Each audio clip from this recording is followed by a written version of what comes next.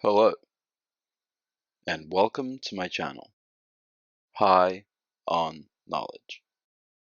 So I found a baby. I'm considering my options, but I'm not quite sure what to do with it. Ready, Ike? Kick the baby! Don't kick the baby. Kick the baby! After much contemplation, I have decided not to kick the baby. In fact, I want the best for the baby. I want it to go to college and become really smart. The baby isn't very smart at the moment, so this is going to take some work. I think about what the baby might need to get into college, and I've decided this is going to be calculus. The baby is going to skip preschool, and I'm going to train it to do calculus. I've been training the baby for a couple of years now, and I must say it is downright dirty with integrals and derivatives.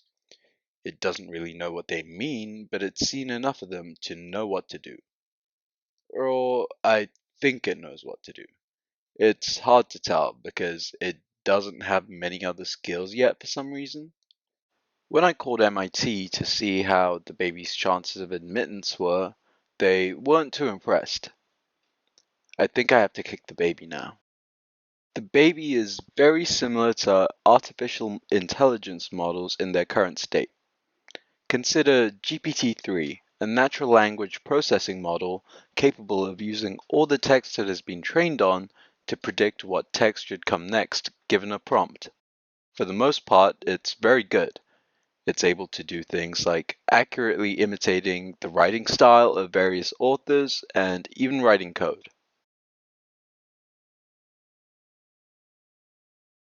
But if you provide it with a prompt like, "How many feet can you fit in a shoe?" it goes a little crazy. "Tell me how many feet fit in a shoe." "I don't know," said the boy. "How many?" The man replied, 10. The boy then asked, "Tell me how many inches are in a yard." Again the man replied, 10. The boy then asked, "If you have 10 feet in a shoe and 10 inches in a yard, why do you ask me how many feet fit in a shoe?"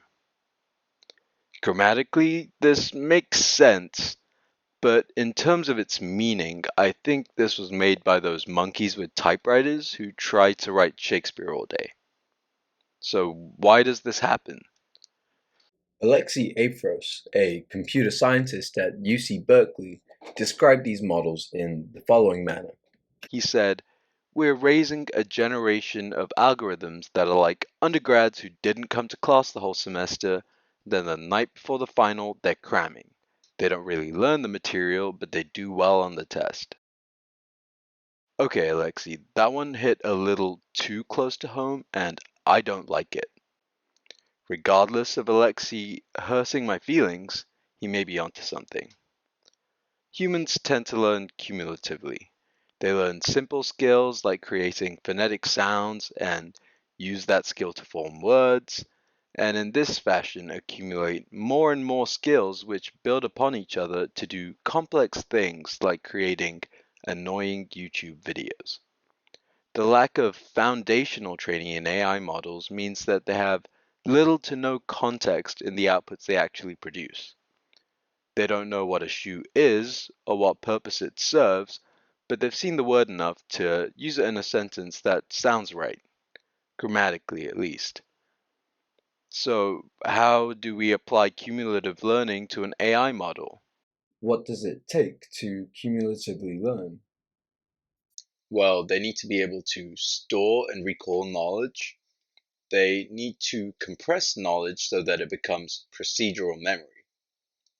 Procedural memory is the reason why you don't have to think about tying your shoelaces or sneezing.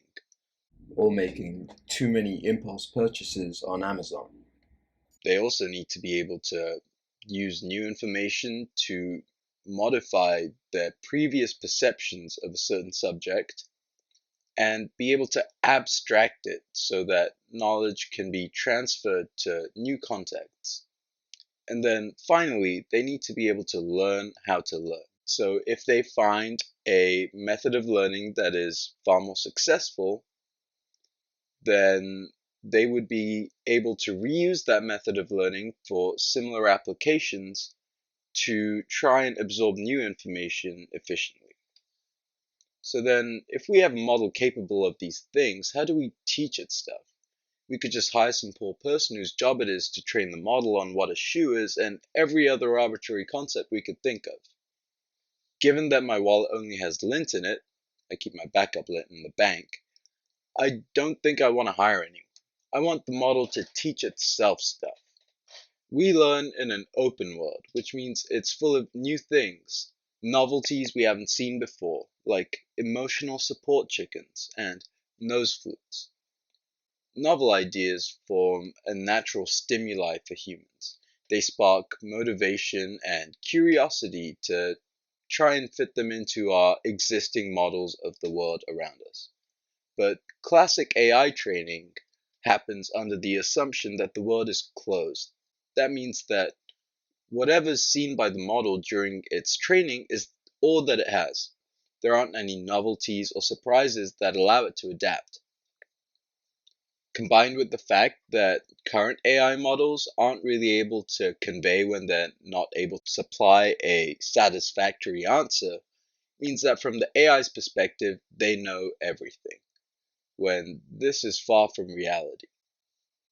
So the answer can be found in training AI to recognize novelty and to adapt and retrain themselves to produce more satisfactory outputs given a novel situation.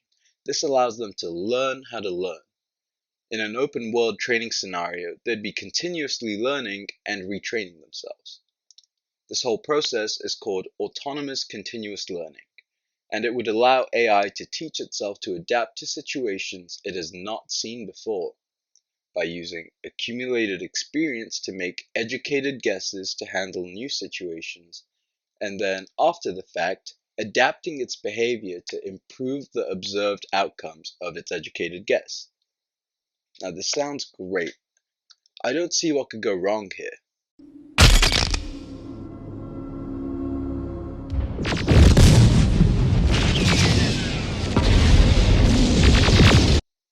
Now, where did I put my baby?